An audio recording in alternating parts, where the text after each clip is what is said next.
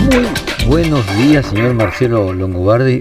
Primero, hola, querido Jorge, buen día. Primero, una aclaratio termini.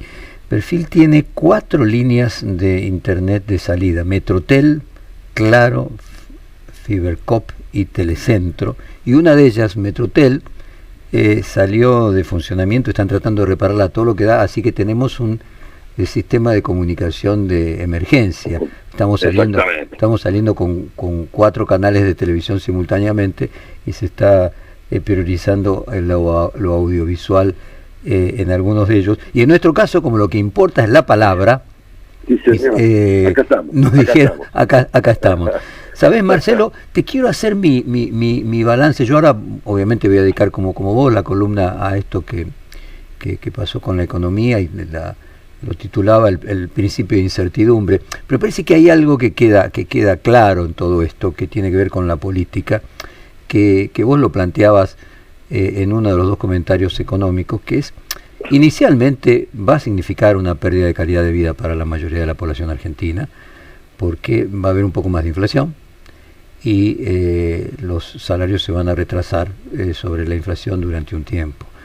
O sea, le va a costar más a la Libertad Avanza tener una performance electoral en octubre. Ellos querían hacer esto en noviembre, después de las elecciones, y lo tuvieron que hacer ahora. Ahora, probablemente para la Argentina sea menos malo esto, sea claro, peor para Libertad Avanza y menos malo para la Argentina, porque a lo mejor ahora se logra capear con un 15% de devaluación. Nadie sabe, habrá que ver varios días, pero seguramente si se hubiera hecho en noviembre el shock hubiera tenido que ser mayor. Entonces finalmente esto termina siendo menos malo para el país y seguramente, o muy probablemente, peor para las chances electorales de la Libertad Avanza, lo que desde mi perspectiva termina también siendo bueno para el país, porque que el gobierno tenga contrapesos constitucionales y de la división de poderes termina siendo bueno. Pero bueno, es un... Bueno, te digo, cito una frase simplísima pero sabia de nuestro común amigo, perdón Jorge, perdón me digas, ¿no? El gobierno le dio una derrota como si fuera una victoria, lo cual es una obviedad, la política realmente es así, pero estamos claros que todos los sistemas de tablita, de crawling peg, de timba financiera, de seguro de cambio, ¿no?, terminan más pronto que tarde y generalmente terminan mal. Y el viernes pasado, yo tengo la impresión de que después de la caída de reservas, el asunto no daba para más. El gobierno explicó que esto era un plan que estaba pensado desde hace mucho tiempo.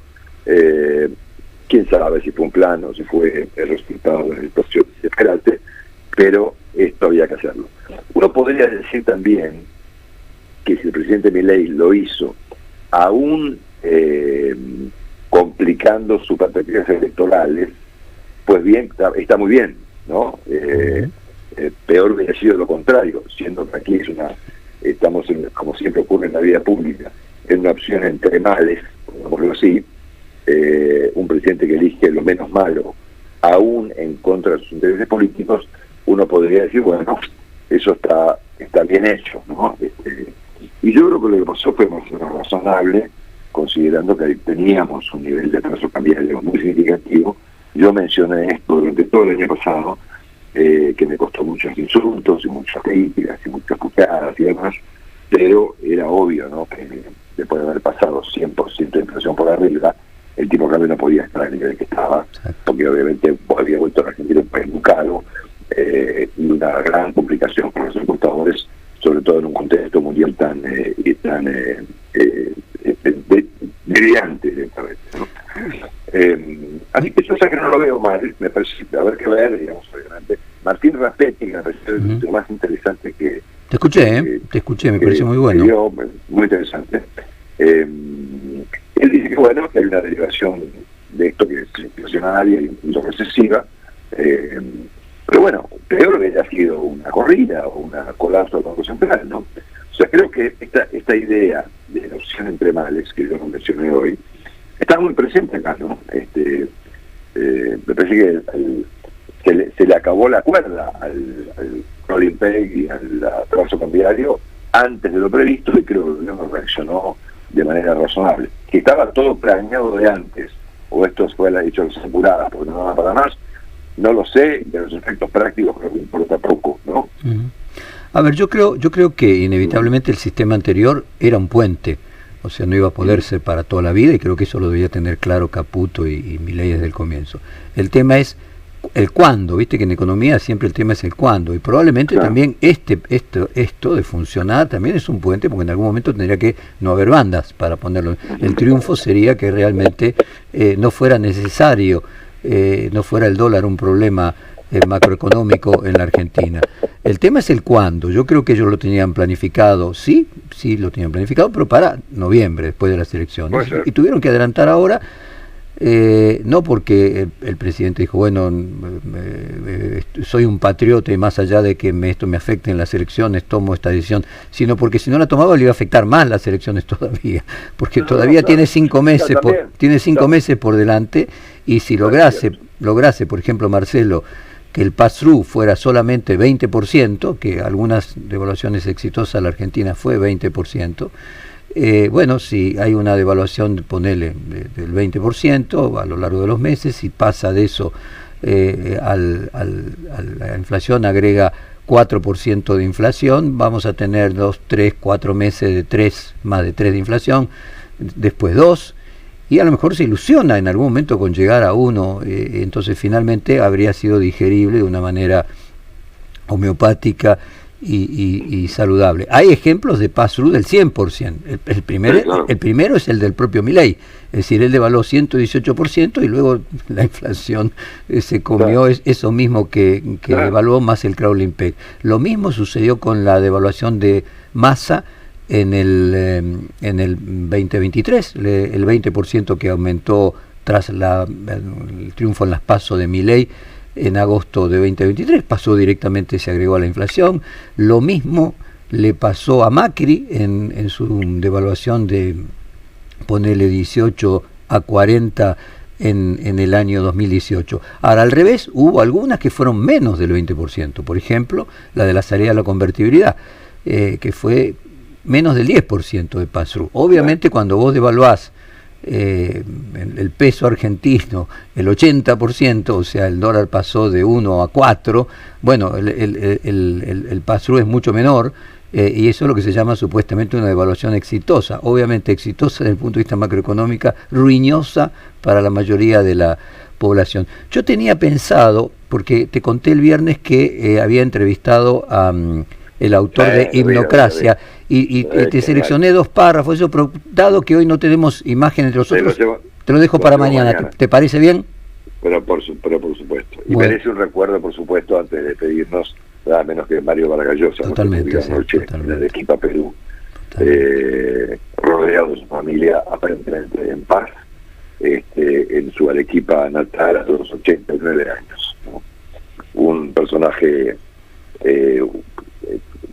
absolutamente colosal, a quien tuve el honor de conocer bastante. Entonces vos creo que también, me imagino. Un par de veces, algún almuerzo, un reportaje en 1982, no sé, imagínate, éramos los dos unos chicos, amantes de la Argentina, y la última vez fue acá hace un par de años, cuando estuvo en Buenos Aires en un almuerzo. Sí, un personaje único, además como nuestro común amigo Jaime Bailey, con esa prosa peruana que le da al español una espesura que nosotros carecemos con nuestra italianidad. Contame. ¿Te puedo contar una anécdota? Claro. Y me despido. ¿Tenés un minuto? Claro que sí. La última vez que lo vi personalmente fue en mayo del 2017. Él estaba en la Argentina, invitado por la Fundación Libertad, para dar una conferencia ante muchísima gente, en un lugar en la Costanera, en el centro de convenciones, el programa. Y a mí me tocaba presentarlo y entrevistarlo en público, ¿no? Y había mucha gente, estaba Macri, estaba Felipe González, yo creo que había no menos de 2.000 personas mínimo escuchándolo a Mario, ¿no? Y me toca presentarlo y entrevistarlo sobre temas que eran todos una obviedad, ¿no? El populismo, la posverdad, el internet, las dictaduras, qué sé yo, los temas de aquel momento, ¿no? Sobre todo y presente, de aquel momento y de hoy todavía, ¿no? El presente continuo. Y de hoy todavía. Pero yo en un momento de la conferencia Mario, yo me di cuenta que él estaba como aburrido respondiendo preguntas que estaría harto de responder. Sí. Y yo estaba aburrido de preguntarle siempre lo mismo. Yo le había entrevistado ese día o el día anterior junto a Jorge Lanata, mira vos, en Radio Mitre. Y entonces en un momento, en el minuto 38, 37 de la conferencia, me acordé de su último libro, llamado 5 esquinas. ¿Oíste hablar de eso? No, contame. Entonces le digo en un momento de la conferencia, la gente me miraba y me quería matar, ¿no? Pero fue tan delicioso. Le digo, dígame Mario, le cambio un segundo de tema. ¿Cómo era el sexo en Lima en la época de Fujimori? Y el tipo se iluminó. Fue como que hubiera entrado un rayo de luz en el lugar, en la cena, y dio una respuesta tan extraordinaria y tan maravillosa contando la historia de su libro 5 esquinas, que es un libro que relata justamente la vida sexual en el Perú durante los últimos años de Fujimori, ¿no? Le cuenta, está en internet, ¿sabes que esa grabación la subió a la Fundación Libertad y tenía anoche casi 800.000 visitas, está subida hace mucho, ¿no? Entonces él contó que era tan claustrofóbica la vida en el Perú en los últimos años de Fujimori, tan claustrofóbica, tan peligrosa, si salías a la calle, te mataban unos, te mataban los otros, había bandas de delincuentes, bandas del gobierno, bandas de la oposición, terroristas. Entonces que la gente se había resuelto encerrarse y que ese encierro se había vuelto un estimulante sexual. Entonces hizo una explicación exquisita, extraordinaria, de un nivel genial, sobre la vida erótica de los peruanos durante la claustrofóbica dictadura de Fujimori, ¿no? Fue el mejor recuerdo que yo personalmente guardo de él, ¿no? Al verle la cara, ¿no? Cuando le cambié del tema y lo pasé del populismo al erotismo, ¿no? Fue uno de los momentos más lindos que me tocó compartir con él. Así que te quería contar cómo la pues. Su literatura, ¿no? Pantaleón y las visitadoras, o sea, temas claro, sexuales es un tema que está omnipresente. Bueno, mañana entonces vamos con el filósofo de